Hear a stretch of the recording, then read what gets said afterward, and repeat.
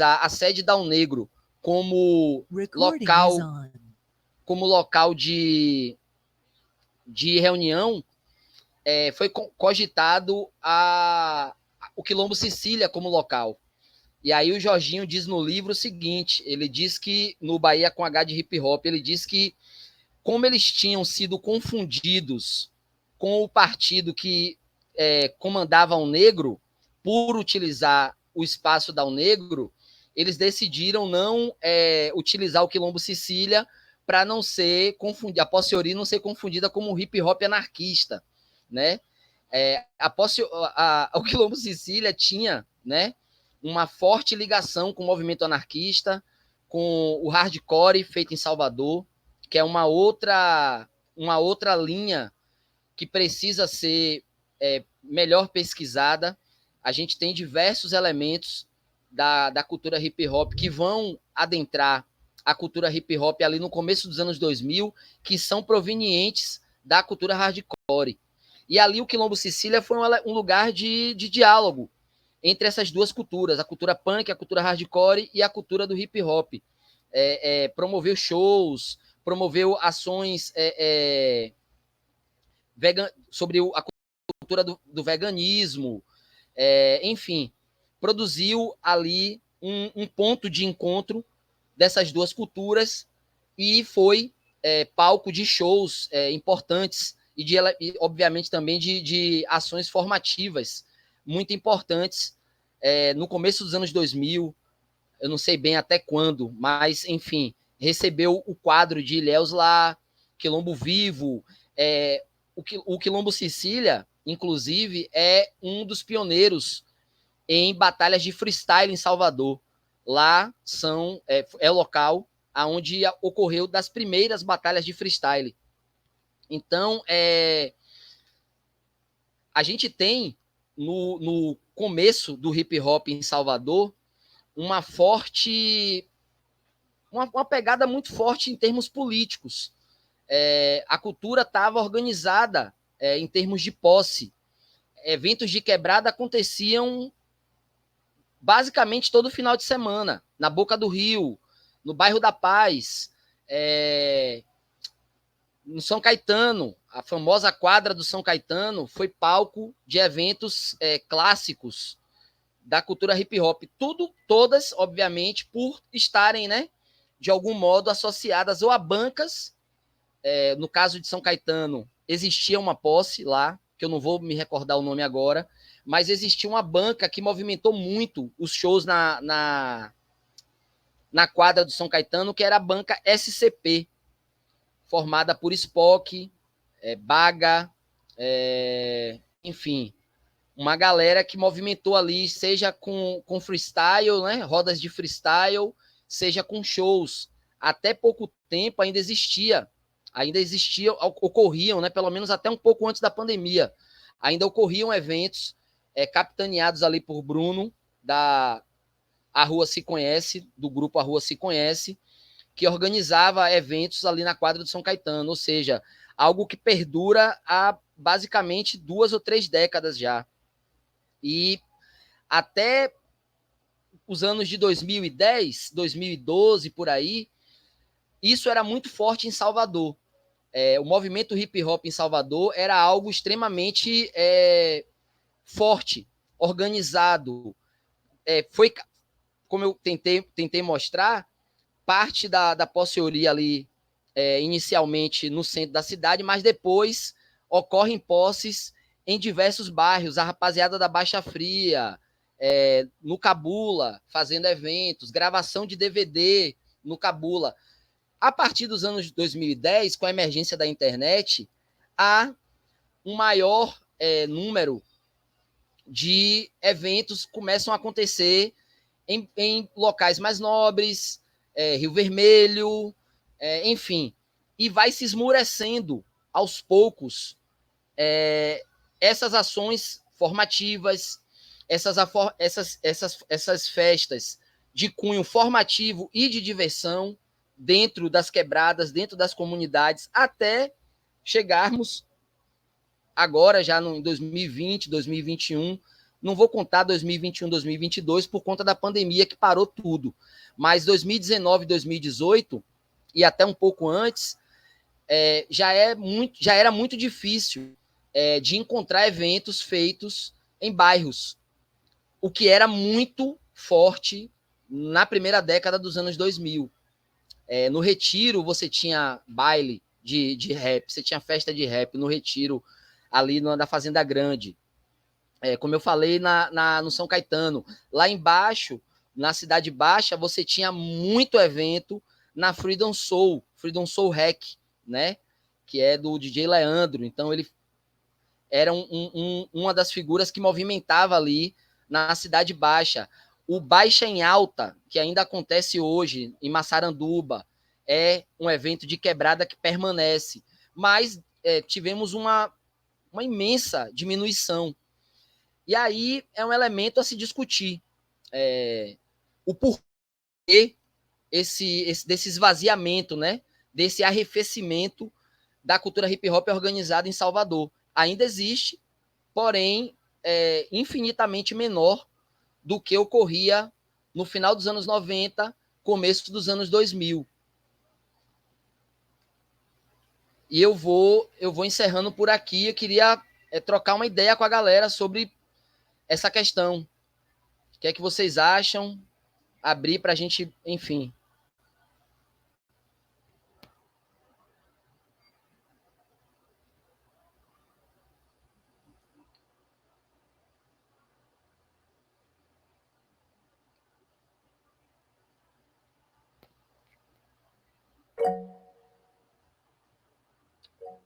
Ó, Júnior Santos levantou a mão aí.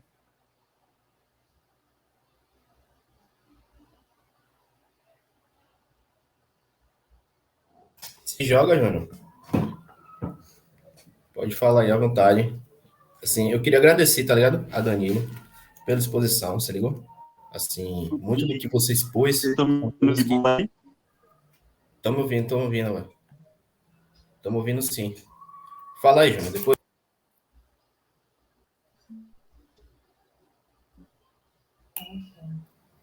Júnior?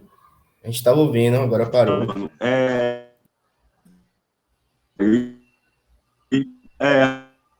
Pode pensar em questões. Peraí. Deixa eu ver. Consegue me ouvir? Tô ouvindo. Agora sim, mano. Melhor, bem melhor. Então,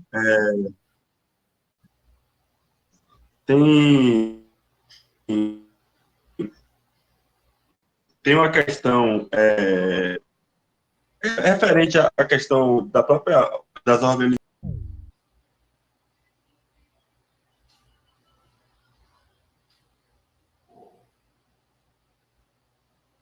Caiu, né? Acho que a conexão de Júnior caiu, velho. Tá ruim. Acho que ele caiu mesmo. Caiu. Vamos aguardar ele voltar então, velho. Fiquei curioso. Mas Mas é isso, velho. O que eu tava falando é o seguinte, velho. Pode falar. Mas vamos para cima. Vamos conversar. Vamos Pedro, sim. fala aí o que é que você achou da exposição, enfim. Então, questões, mano, eu queria agradecer, dúvidas. tá ligado? Pela exposição. Eu tava aqui agora já olhando o blog que você cita da família STN, onde a favela chegou, né? Já tinha aberto aqui, já tô dando um saque. Porque, de fato, a gente carece muito, né? Assim, desse tipo de registro. Inclusive, acredito que via ser algo abordado também no quarto módulo, tá ligado? Por Beatriz Almeida. Porque ela algo que ela sempre fala, né? Sobre a gente registrar, né, velho? Sobre a gente construir nossa própria narrativa e poder, de fato, assim, impulsionar nosso trabalho, né? Então, nós que somos artistas independentes, somos produtores culturais independentes e tal, muitas vezes a gente peca nisso, né? A gente está tão imerso no que a gente está fazendo que a gente não pensa também a posteriori, né? Tipo assim, daqui a 10 anos, aquilo que eu fiz, que de fato repercutiu, saca? Que se inscreveu, né? Na história da cidade, de alguma forma. Assim, como é que essas outras gerações vão poder acessar, tá ligado? Essa parada. Então, eu sempre fico pensando sobre isso, né? Tipo assim, quando a gente iniciou mesmo a caminhada através do coletivo Lama, produzindo, né? O Lama e tal, Assim, a casa onde a gente fez a parada pela primeira vez foi ali no Buquiporão, né? Que foi uma das casas ocupadas pelo Quilombo Sicília, enfim, há décadas atrás, saca? Então, desde o primeiro momento, várias pessoas, sacou? Vieram até nós para falar sobre esse momento, né? Assim, tipo assim, era uma nova fase que nós estávamos iniciando de uma forma ou de outra, né? Mas querendo ou não, havia uma continuidade, tá ligado? Então, eu sempre pesquisei bastante, procurei saber do Quilombo Sicília e tal, mas as fontes que a gente encontra mesmo são orais, né, velho? É a galera mesmo na rua, pá, que vem com uma ideia ou outra e tal. Até que, assim, eu fui montando esses quebra-cabeças, né? Assim, para saber de fato o que foi o Quilombo Sicília, qual a relevância do Quilombo Sicília e de outros espaços culturais, tá ligado? Que se teve, assim, aqui na cidade, tá ligado?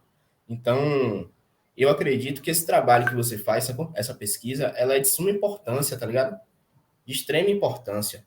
Tipo assim, quando a gente propõe esse módulo, por exemplo, em que a gente fala, né, que a gente precisa de fato explorar, né, essas imbricações entre a cultura hip hop e o enfrentamento ao genocídio do povo negro, é porque de fato é uma relação orgânica, né, mano? Tipo assim, há membros do MNU, do Movimento Negro Unificado, que estavam a todo momento também ali naquele trânsito dentro da cultura hip hop, e através disso também imprimia uma dada cultura política, se ligou?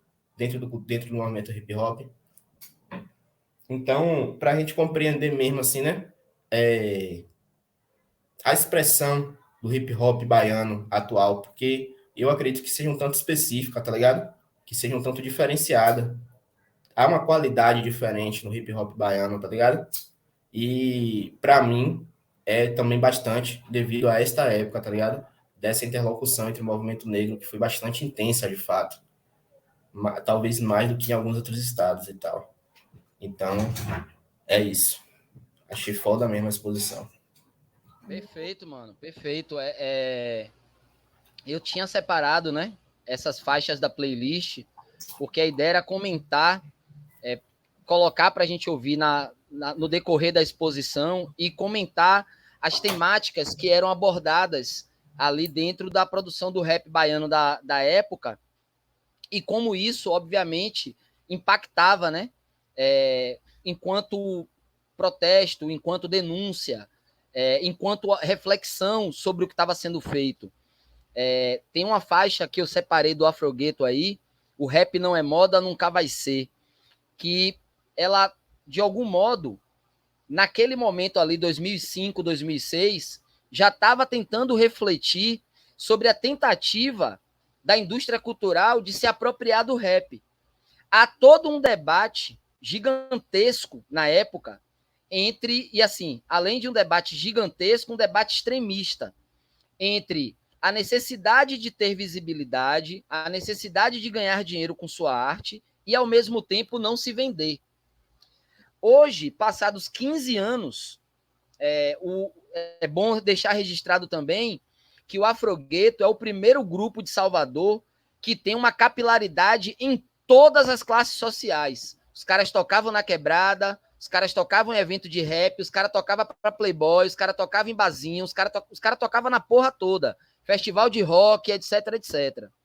E aí é curioso, o Afrogueto é o primeiro grupo baiano a ganhar o TUS, né, o prêmio TUS, que existia setorizado para o rap nordestino. E aí é curioso a gente perceber hoje a imensa visibilidade que o rap possui, mas o quanto se enfraqueceu de cultura hip hop. Parece que ali no Afrogueto eles estavam já meio que antevendo isso. Se a gente ouvir o rap não é moda, nunca vai ser, mexe daqui, mudar dali, a intenção é distorcer. Eles estão tentando já, meio que de modo embrionário, a mostrar como a indústria cultural, ao se apropriar de algo, ela o distorce, ela o esvazia, ela o transforma meramente num produto. E não sei se eu vou estar sendo muito radical, hoje, o que está no mainstream do rap tem uma visibilidade muito grande, e eu não estou nem falando de qualidade, mas chega nas pessoas como mais um gênero musical, sem uma especificidade. sem algo localizado que denote aquilo como parte de uma cultura. Então, assim, tem algumas questões que eu quero ir tocando na medida em que a galera for levantando questões, porque senão eu penso, iria ficar muito massivo eu falando e botando a música, falando e botando a música e tal. Então, como já está disponível para geral a playlist, eu queria que a gente pudesse bater um papo, que a gente ainda tem tempo suficiente para que eu fosse, de algum modo, exemplificando, através do que eu tenho pesquisado, que é o rap baiano, de que modo ele, junto com a cultura hip hop, batia de frente com o genocídio, batia de frente com a política genocida, melhor dizendo.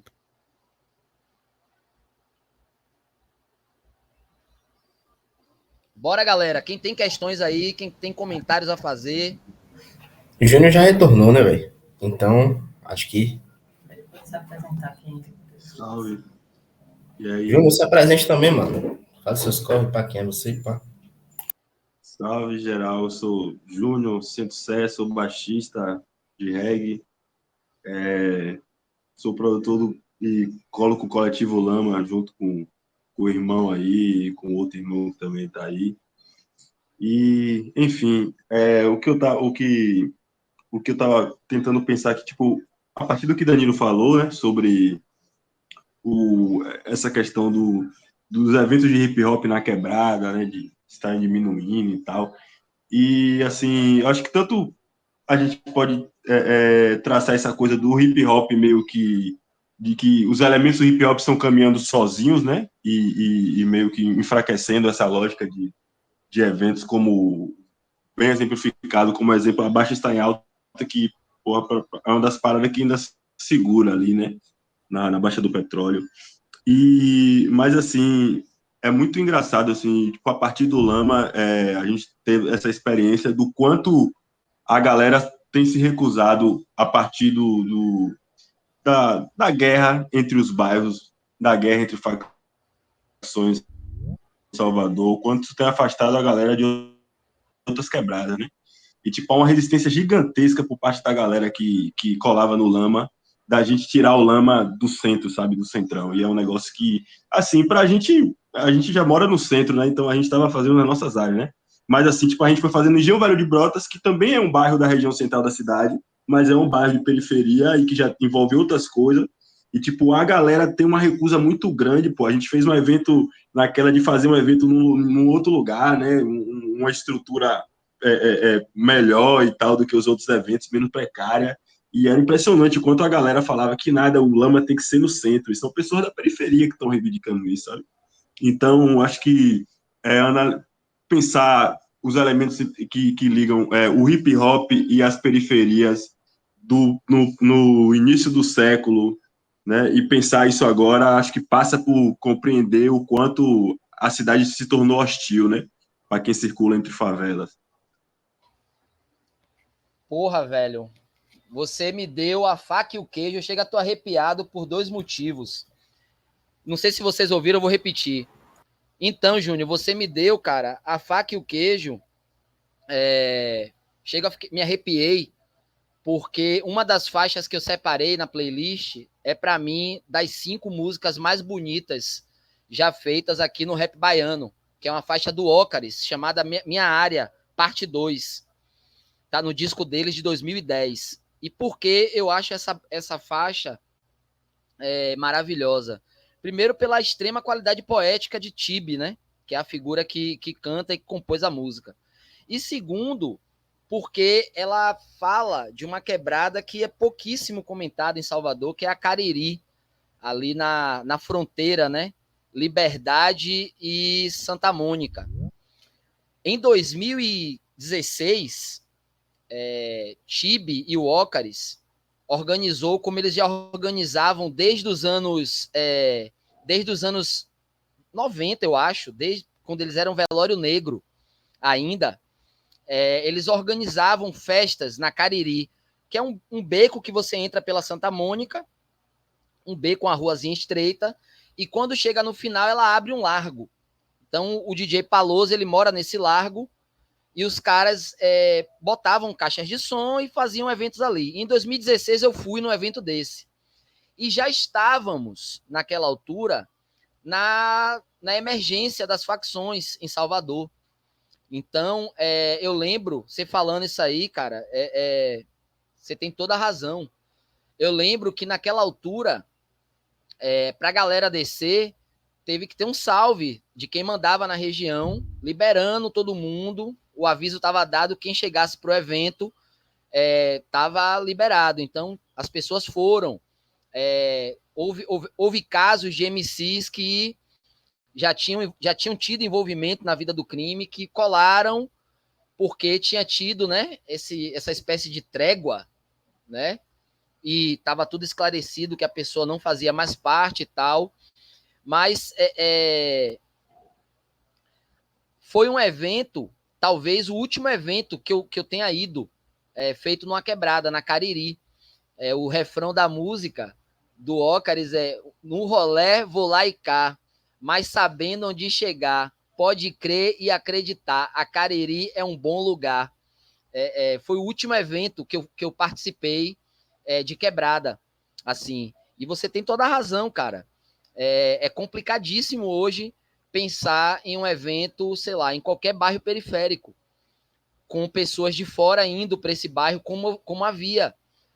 Descia bondão, na quadra do São Caetano, Iog, os caras do Fúria Consciente vinham lá de Lauro de Freitas para cantar lá. Os eventos em Narandiba, galera de Cajazeiras, galera, enfim, as pessoas, existia esse trânsito entre as favelas num momento pré-facção, né? Pré-facção criminosa em Salvador, que hoje realmente é difícil pensar na possibilidade.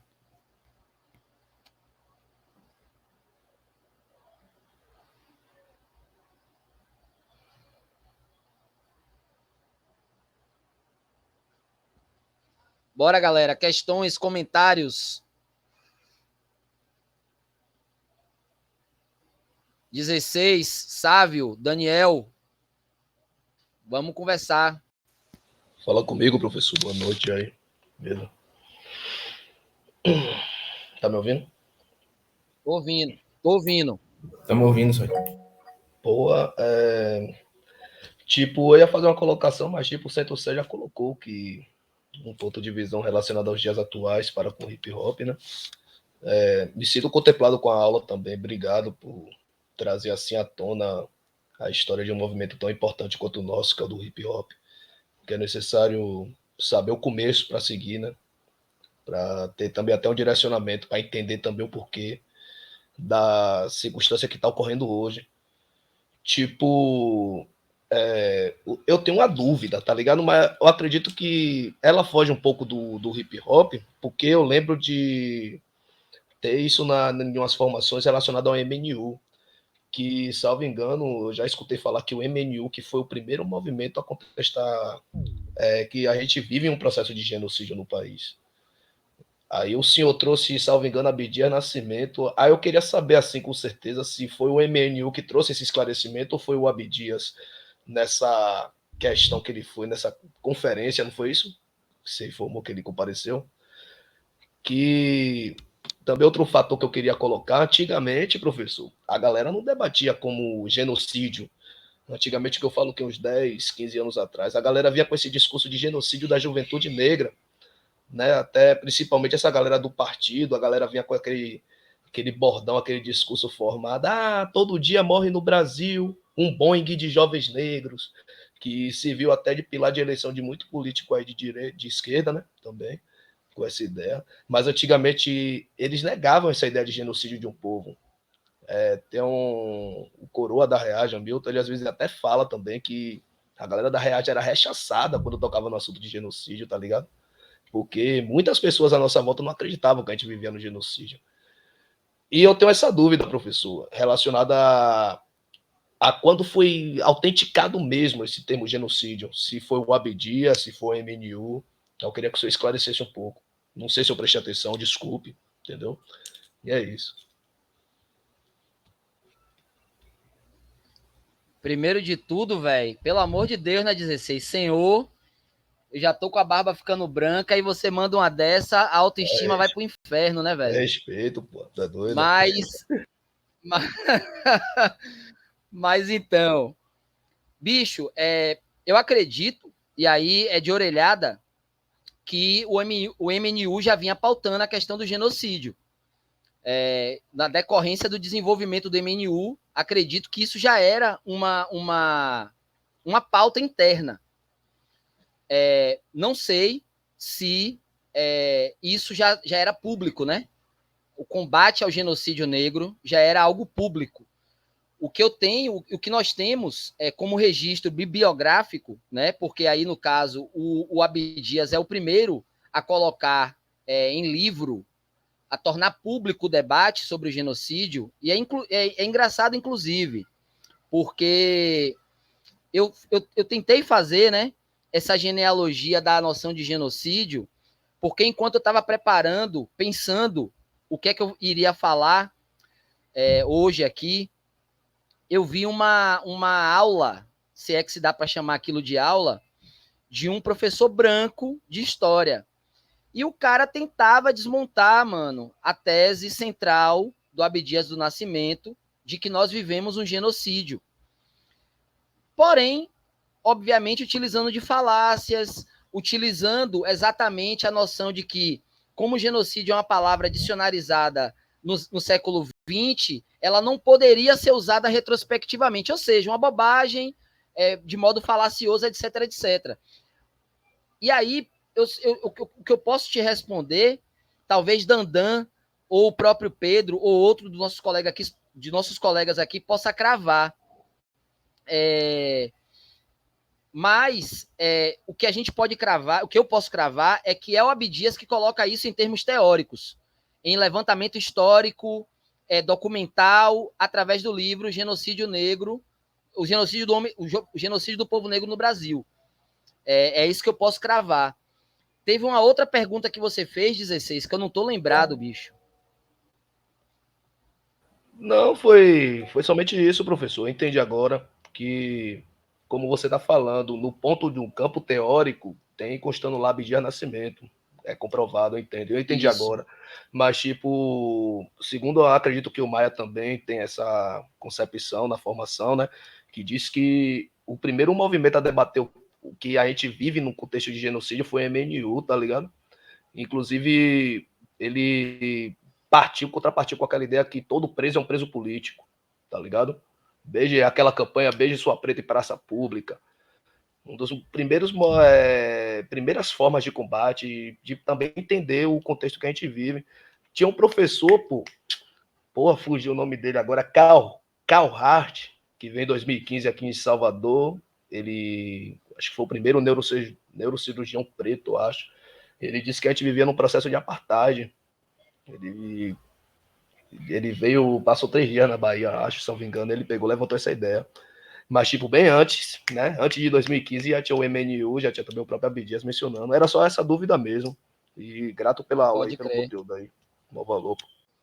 Oxente, velho, que é isso? Abdias, na real, ele era um dos cofundadores também do MNU, né? Do Movimento Negro Unificado, se ligou? Inclusive, até mesmo o próprio nome, né, do MNU. Eu não vou agora, enfim, saber recordar toda essa narrativa, né, com detalhes e tal. Mas ele foi uma figura determinante, inclusive, no nome, né, na definição do nome e tal. Porque passou por algumas alterações durante os anos de fundação, né? Então, compreender que Abdias, enquanto teórico, ele estava também articulado organicamente dentro do MNU, entendeu? E foi quem, de fato, assim, lastreou teoricamente esse debate, tá ligado? Então, assim, a gente tem que... Porque, assim, eu acho muito louco, né, velho? Porque o MNU, ele é uma constelação, né? Assim, digamos assim. Tem várias pessoas, e que são pessoas notáveis, tá ligado? Pessoas que contribuíram de forma peculiar, particular mesmo, pá. Assim, então citar, né? Assim, Beatriz Nascimento, Lélia Gonzalez, Abdias Nascimento, Hamilton Cardoso, Eduardo Oliveira, e tantos outros nomes, tá ligado? Que, infelizmente, eu penso, né? Que, assim, é uma outra deficiência que a gente tem, tá ligado? Na transmissão da memória sobre o próprio MNU, tá ligado? Sobre o Movimento Negro Unificado. Assim, se fala bastante do movimento negro unificado, mas muitas vezes talvez de forma esvaziada, tá ligado? Assim, não compreendendo toda a sua amplitude e também a sua diversidade, tá ligado? Porque eram diversas correntes, diversas entidades no movimento negro e atuando a nível nacional, né? Então, é uma parada de uma proporção muito grande, pô. Então, hoje eu vejo muito, assim, parte dessa memória que infelizmente foi perdida, tá ligado? Assim, a gente não transmite mesmo, não há uma transmissão dessa parada para novas gerações, tá ligado? Agora, uma parada também que eu fiquei pensando, tá ligado? Assim, a partir da fala de Júnior, tá ligado? Acerca dessa questão do lama, tá ligado? Assim, o que eu observo muito, e aí a gente fala enquanto pichador, tá ligado?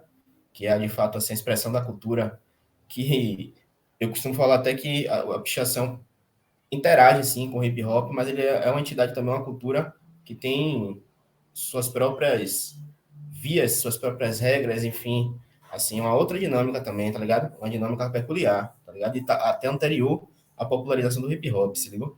Mas o que eu penso é o seguinte, mano, que atualmente, no contexto de Salvador, por exemplo, a Baixa em Alta, que foi citado, é um movimento, um evento que em parte ela é muito movimentado também devido à liderança de Sete, tá ligado?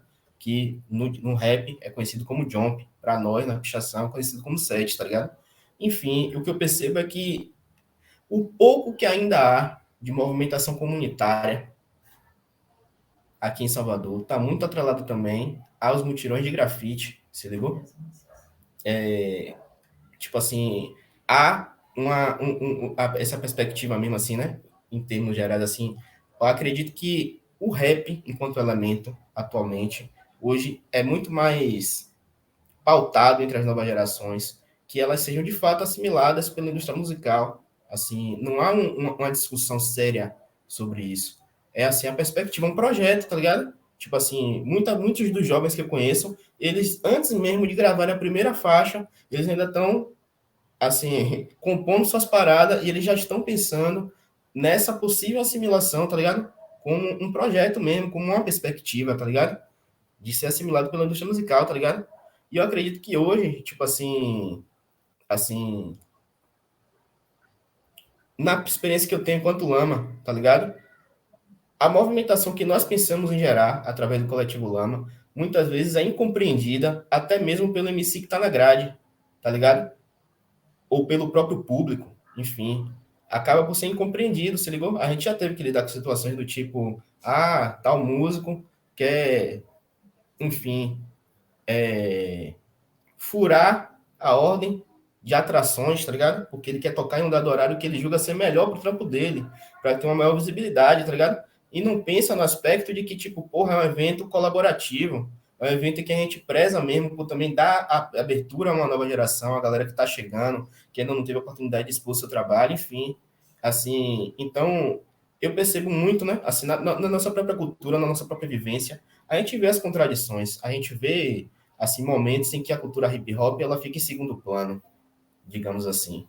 E os elementos acabam por se sobressair, tá ligado?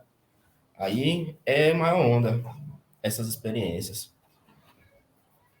Ô, Maia, não sei se Sem você lembra, dúvida. mano, também. Ô, desculpa, professor.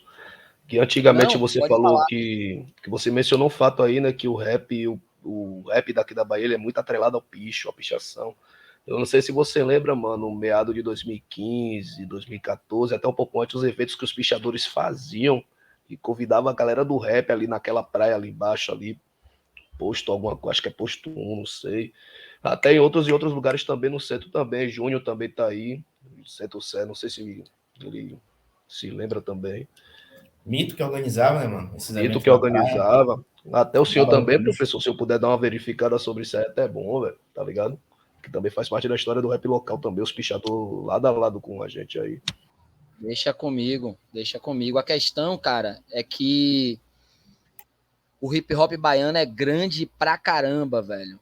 Não me foge, por exemplo, que na minha exposição eu não citei o interior, mas é um corre louco pra ter só o nome de alguém que nos anos 2000 estava movimentando o rap ou a cultura hip hop, sei lá, em Jequié. Eu fiz contato com um brother agora recente. O cara tem 2 discos lançados. Ele não tem mais os discos em mãos. Não tem mais as faixas de um grupo que ele tinha lá em Jequié. Então, assim, a gente vive num estado que é do tamanho de países europeus, sacou? É do tamanho de países, velho. A cultura aqui é rica em diversas manifestações, em diversas localidades. Então, uma falha que eu tenho enquanto pesquisador é ainda não ter formatado isso e ter tido tempo para dar conta disso, porque a pesquisa ela surge no bojo do Ogampazan, na necessidade de entender, de tentar ter uma cobertura minimamente qualificada sobre a cultura hip hop local. E aí, por uma questão mesmo quase genética minha, eu ouço uma parada, acho que você é uma das figuras que eu vi meio que surgir assim, né? Mas eu ouço uma parada, sei lá, em 2015, eu quero saber quem fazia em 2014, quem fazia em 2013, quem fazia em 99, e assim vai. E quanto mais você vai retrocedendo, mais coisas aparecem. É um grupo que fulano tinha com cicrano. O Júri Racional é um grupo que eu conheci no Lama, porque lá no Lama eu vi... esqueci o nome dele agora, mano. Meu Deus, velho. O grupo Júri Racional era DJ Leandro, Menelik e... Como é o nome daquele parceiro de São Caetano, Pedro? Ó, a Ganju falou, Lil Inzambi. Unizumbi. Pois então, eu conheci através do Lama, velho. Porque alguém me falou, ó, aquele figura ali era do Júri Racional e tal. Aí eu vou atrás para descobrir o disco do Júri Racional. Maior corre, ninguém tem mais cópia física. Enfim, é muita coisa, cara. E precisa cada vez mais desses registros. Porque na medida em que a gente se encontra e vai conversando e vai expondo ali o pedacinho que a gente tem sobre aquilo, encoraja as pessoas de trazerem mais informações, expande essas informações para outras pessoas. Enfim, é um trabalho para ser feito. A gente só tem em Salvador de registro mesmo da cultura hip hop do momento em que nasceu até ali por volta de 2010, o livro do Jorginho.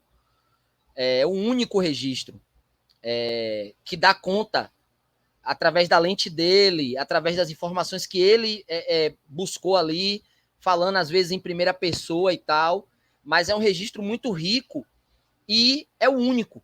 Então é algo que a gente ainda precisa desenvolver muito mais, seja em fotografias, em exposições, em registros fonográficos. Agora saiu um livro que é capital, só que eu nem consegui o livro, que é o Rua Salvador. Porque não tinha para venda. Quando eu fui buscar, não tinha nem mais para vender. Parece que, como foi de edital, ele foi distribuído. Não tinha cota para venda. E eu não achei mais. Ou seja, é um registro, até onde eu sei, fabuloso do grafite do Picho de Salvador. Pois é. Fique dando risada aí, Pedro. Valeu. É um registro fabuloso e que eu não vou ter acesso tão cedo, até que alguém bote num sebo, ou alguém anuncie na internet. Eu não vou ter registro, porque, inclusive, não vai ser reeditado. Porque, como o registro foi muito caro para ser feito. Então, o preço de venda dele seria muito caro, de acordo com o responsável pelo projeto.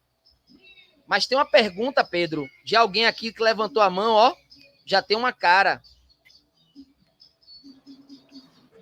Boa noite a todas e todos, a todos. Primeiramente, agradecer por essa aula, por essa explanação aí sobre as origens do movimento hip hop na Bahia e sobre o fato que a gente tem que estar sempre atento e nunca perder de vista, que é o fato de nós, povo negro, sofremos esse genocídio há tantos séculos, né? É um genocídio que ele não comete nem com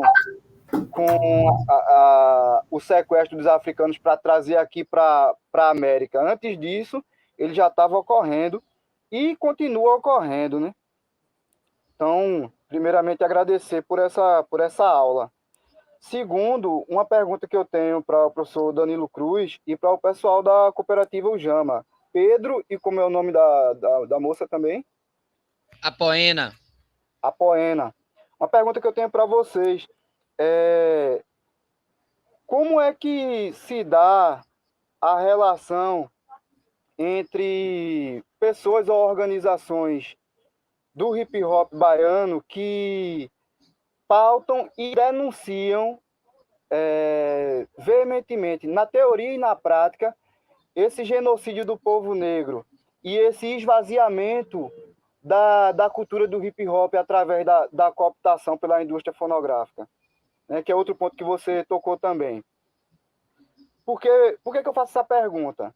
Eu integro um coletivo aqui na região metropolitana do Recife, o Coletivo Bagaço, e a gente sempre denuncia, na teoria e na prática, o genocídio do povo negro, genocídio dos povos indígenas, o esvaziamento da cultura hip hop através dessa cooptação pela indústria fonográfica, e a gente sempre denuncia na arte, no grafite, na poesia, na música, em tudo que a gente faz, e também através de não prestar apoio a nenhum agente do Estado, nenhum político que seja cúmplice desse genocídio. Por exemplo, a gente denuncia ele agora falando. Tá, legal, mas aí também quando ele se candidatar, a gente denuncia de novo e nega o apoio a ele, né?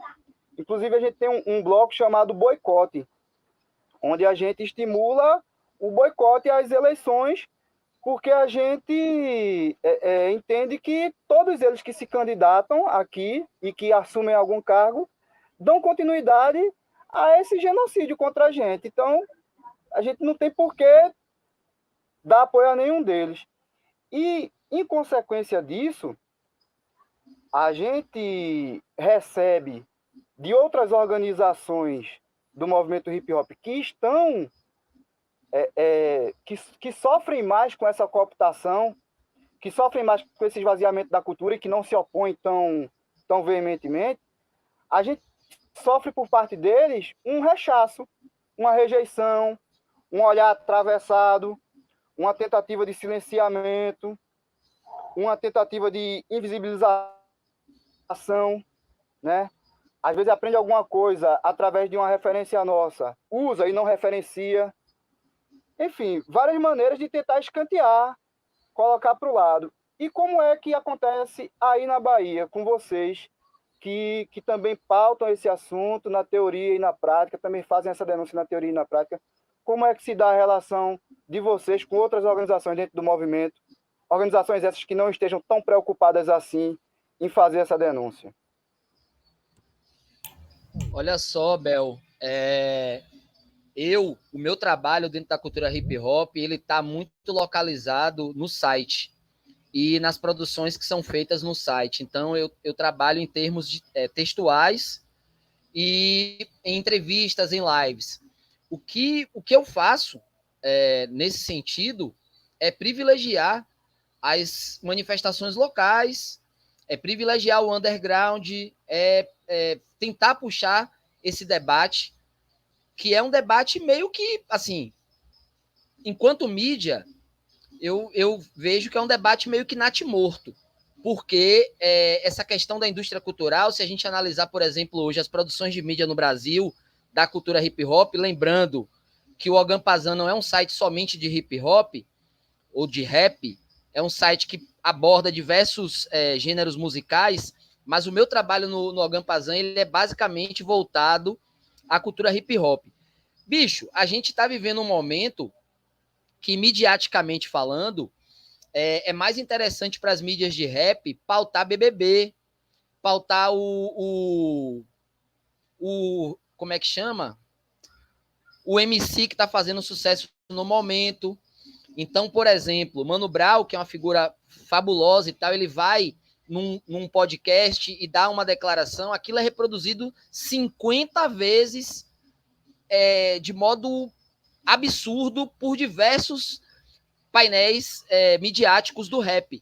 E eu não estou fazendo uma crítica a Mano Brown, eu estou fazendo uma crítica ao fato de que você tem toda uma gama imensa de produção nacional dentro do rap underground, dentro da produção hip hop, que é solapada, porque se trabalha dentro dessa lógica dos views, se trabalha dentro dessa lógica de engajar conteúdo.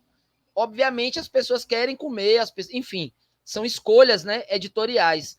O Ogan Pazan, ele tenta um equilíbrio entre memes, entre elementos que estão sendo debatidos no momento e um trabalho sério voltado à cultura hip hop, voltado à denúncia sobre as violências que o povo negro sofre, sobre o genocídio, etc, etc. Então, assim, com relação às organizações, eu acho que Pedro pode falar melhor, mas a gente tem aqui a Reaja. A Reaja é uma organização que bate de frente, que denuncia em todos os níveis o genocídio da população negra.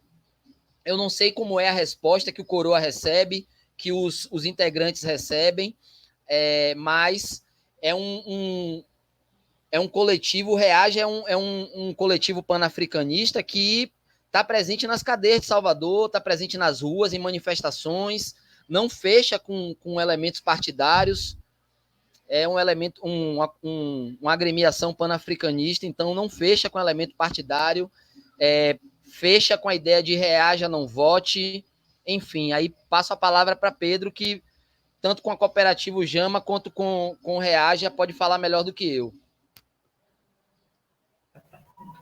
Mano, eu acredito que, de antemão, assim, eu vou dizer que eu acredito que o conteúdo que a gente vai ter através de Aganju, né, no terceiro módulo, eu acho que já caminha muito já vai confluir bastante com a pergunta que Bel Valentim faz, né? Porque eu acredito que a experiência de cachoeira seja uma experiência ímpar nesse aspecto, né? Assim, no que a gente pensa enquanto movimento comunitário, tá ligado? Enquanto ação comunitária, de fato, organização comunitária, vinculado à cultura hip hop, tá ligado? Assim, é uma galera que realmente não brinca em serviço, né? Digamos assim.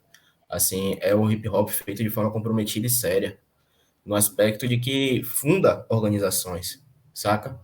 No sentido de que a galera conseguiu fazer um centro comunitário, consegue manter um estúdio comunitário em atividade e consegue difundir, né, através da música rap, muito do que, enfim, é um acúmulo, né, digamos assim, prático e teórico dessa experiência comunitária, tá ligado? E quando a Danilo cita a Reaja, tá ligado? É de suma importância, né? Porque quando a gente fala com as referências que se tem sobre hip hop aqui na Bahia, é tipo, a Reage é referência para as referências, tá ligado? Então, pensar que, para além de publicar livros, a Reage publicou um EP de rap, saca? O Quilombo X, a atuação do Quilombo X nas cadeias, tipo assim, é um outro aspecto também a se pensar, entende? Porque eu conheço MCs que, enfim, que já estiveram em reclusão e que também não largaram o rap de mão, também não se dissociaram dessa carreira artística e pá, de estar inserida na cultura hip hop, devido à atuação da Reaja nas cadeias, tá ligado? Porque talvez não fosse esse o fim da história, não seria essa a narrativa, tá ligado? Então, eu acredito também, se eu não me engano, o mano Bel Valentim, você é do coletivo Bagaço, né, velho? Que é da galera que colocou junto com o Centro Cultural Mário de Andrade, né? Isso, do coletivo Bagaço. Então, a galera que já tem uma trajetória também, né? Assim, acerca de trabalho comunitário, de organização comunitária, tá ligado? Então, aqui na Bahia, mano, o que a gente tem, de fato, o que eu percebo, tá ligado, Danilo? É que a gente tem capilarizado o que a gente compreende quanto quilombismo, se ligou? Em diversas instâncias comunitárias, e a cultura hip hop aparece como como parte desse arcabouço, tá ligado? Okay? A cultura hip hop aparece como parte desse arcabouço, tá ligado? Em todas as experiências, sacou? Se a gente for ver a atuação da Casa do Boneco de Itacaré, se a gente for pensar a atuação da própria cooperativa Jama, tipo assim, uma das primeiras atividades públicas da Cooperativa Jama foi um baile voltado à cultura hip hop, que foi o Baile Bambata, tá ligado? E que se deu em um espaço histórico na cidade. Um espaço que é o Citoc, tá ligado? O Citoc, ele foi fundado por um antigo membro do MNU, tá ligado? Ivan Carvalho, tá ligado? Um membro daqui que foi um dos fundadores do MNU e tal. E que também, assim, no Citoc funcionou durante um dado tempo. Eu troquei essa ideia com o Mandigo e com o Galf há um tempo atrás. Acho que foi no espaço de 1 ano ou 2 anos, o Quilombo Cecília funcionou dentro do Citoc, tá ligado? Que eu acredito que você conhece por outro nome, tá ligado, Danilo? Como era o nome da parada antes? Porra. É porque era a casa 42, velho. Ali na Rua do Passo, tá ligado? Na Rua do Passo. Número 40. Eu acho que é o espaço 40, cara. É o espaço 40, que a galera fala, se refere como espaço 40. Então, o Quilombo Cecília chegou a funcionar durante o espaço de 1 ano, 2 anos, lá no espaço 40, tá ligado? Então, uma das primeiras atividades da Cooperativa Jama foi essa parada do Baile Bambata. E na perspectiva de arrecadar recursos e manter essa dinâmica, né, de atividades comunitárias no espaço, se ligou? Então, a gente fazia atividades de cineclube, algumas outras atividades também a gente conseguiu dar conta. Foi num período tudo muito curto, né? A gente começou esse trabalho mais ou menos em novembro de 2019, lá no Citoc, não foi? Outubro para novembro. E aí, logo depois da pandemia. Chegou assim a ficar no verão. Então, na pandemia meio que deu essa quebra, né? Então é isso, eu acho que a gente está completamente envolvido, se ligou? Quando a gente pensa assim, inclusive foi uma parada que eu citei, que eu falei aqui no chat, tá ligado? Essa faixa de homem negro, a faixa homem negro, né? Que é de Aganju e Leone Zombi, tá ligado? A gente tem que parar para pensar que, tipo, são 2 MCs, e são 2 MCs que têm pesquisas no âmbito acadêmico sobre o que a gente fala enquanto genocídio, enquanto guerra racial de alta intensidade e tal. Para mim, são os 2 trabalhos mais legítimos para falar sobre esse aspecto da segurança pública na Bahia, né? Sobre o real caráter da segurança pública na Bahia. Se ligou? Acredito que são as 2 obras mais contundentes, tá ligado? E são 2 MCs que, não por acaso, já foram orgânicos da Organização Política Real Será Morto, tá ligado? E que tem, enfim, sua trajetória de trabalho comunitário, né? Até o dado momento, se ligou? Conduz essa parada. Então, a nossa intelectualidade, né? Os nossos reais intelectuais são os MCs, porra. Tipo assim, quem produz a memória, quem escreve o nome de Obeso, de Skank, essa outra história da cidade, são MCs como 16, por exemplo, tá ligado? E que, enfim, né? É a galera que, de fato, produz, assim, uma memória, que eu digo, assim, em termos... Porra, uma memória orgânica, subterrânea mesmo, tá ligado? É quem, de fato, consegue, assim, inscrever a história da cidade em outros termos, em outras práticas, enfim. Essa galera aí.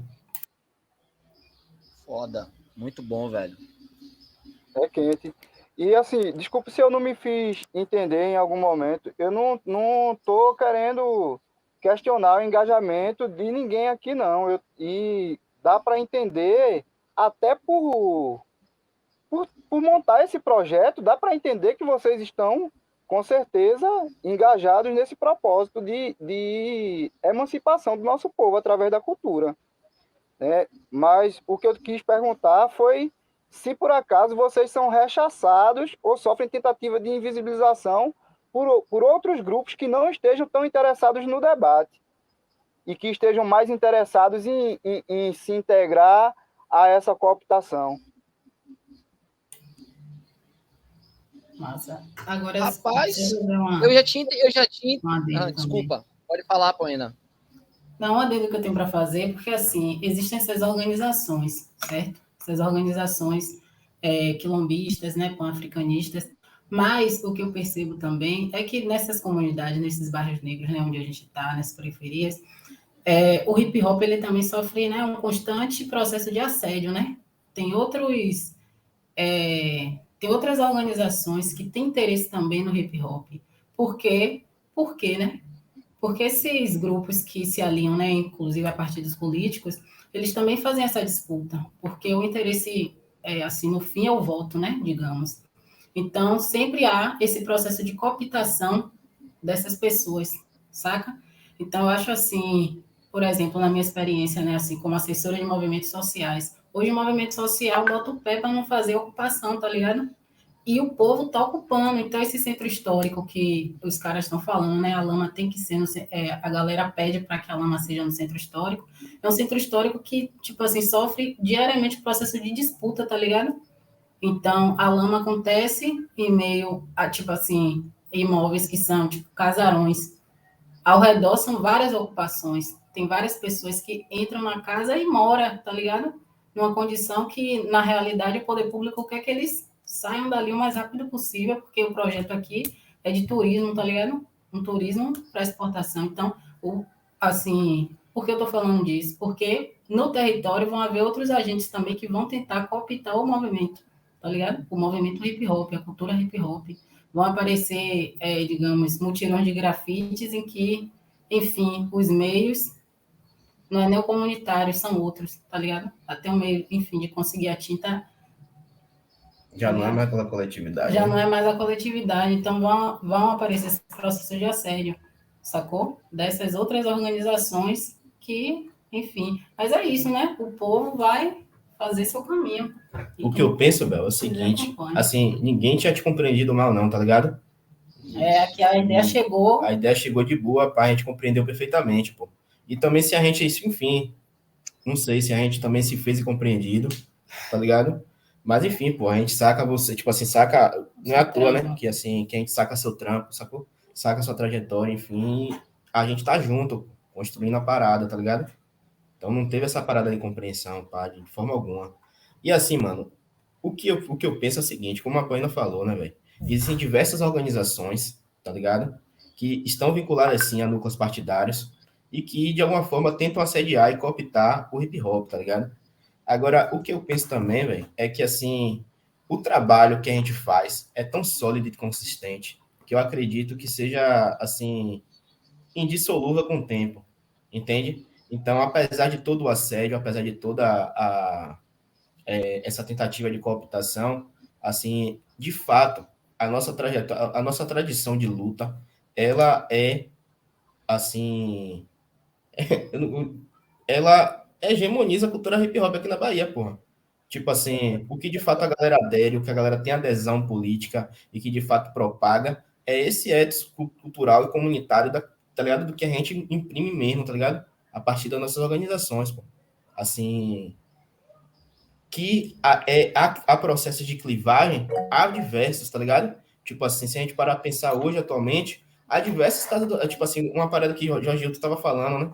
O Jorge Hilton comentou essa semana, né? Nas redes sociais e tal, é de que já havia outras casas do hip hop no interior da Bahia, com esse mesmo nome, Casa do Hip Hop, pá. Hoje nós temos uma casa do hip hop que ela é vinculada a um governo genocida, tá ligado? Esse mesmo governo genocida tem a cara de pau de abrir uma casa do hip hop. E há também aquela galera que vai, tipo assim, legitimar esse processo, se ligou? Entendeu? E assim, eu não tô falando do artista, pá, que tá aqui, vai ser contratado e pá, pra fazer o show, não, mano. Eu tô falando daquela pessoa que de fato estruturou a casa do hip hop, entendeu? Aquela pessoa que de fato, assim, prestou seu serviço no sentido de, assim, de dar organicidade a esse processo de aparelhamento da cultura, a esse processo de cooptação, se ligou? Porque não são agentes externos, são agentes da própria cultura hip hop e que foram formados pelos mesmos núcleos que nos formaram, tá ligado? Mas que, enfim, em algum momento pulou o muro, né, velho? Pro outro lado. Sabe? Sabe? Valeu, irmão. Entendi. Eu é que não tinha entendido muito bem as respostas antes, mas agora eu compreendi bem o que é que vocês disseram. E obrigado aí pelas respostas. E sim, tamo junto sempre, velho. Valeu. Ó, o Sávio tem uma pergunta aí, cara. Pô, mano, pior que não sei se nem é uma pergunta, assim, talvez seja mais um movimento de retórica mesmo, infelizmente, tá ligado? Porque, assim, tu foi muito, assim, direto na explanação e quando a pessoa é muito direta na explanação, a gente fica mais naquela ideia de, porra, velho, né, isso mesmo, de constatação do que de indagação, né, velho? Mas é isso, eu tava pensando aqui, mano, no seguinte, que antes, quando a gente começa a estudar a história da constituição, assim, da população negra no Brasil, a gente vê que antes a cultura negra, entre aspas, né, um tema bem problematizado, ela era meio que jogada de lado, entre aspas, tá ligado? E depois de um tempo, ela passa a ser apropriada para ser usada como para continuar a engrenagem, tá ligado? Essa ideia de apagamento da cultura acabou não funcionando, porque a galera começou a se organizar, então já que eles estão se organizando, vamos pegar essa cultura para botar para arregaçar, tá ligado? E aí, hoje eu vejo na tua explanação, não só agora, mas até nesse exercício de conhecimento de rua, tá ligado? Enquanto modalidade do Gampazan, de, tipo assim, de alguma forma tentar juntar uma coisa que sistematicamente foi separada, tá ligado? Que é movimento artístico para movimento organizado, né, velho? Porque a gente olha, você pode olhar o hip hop, um moleque hoje olha o hip hop, ele não enxerga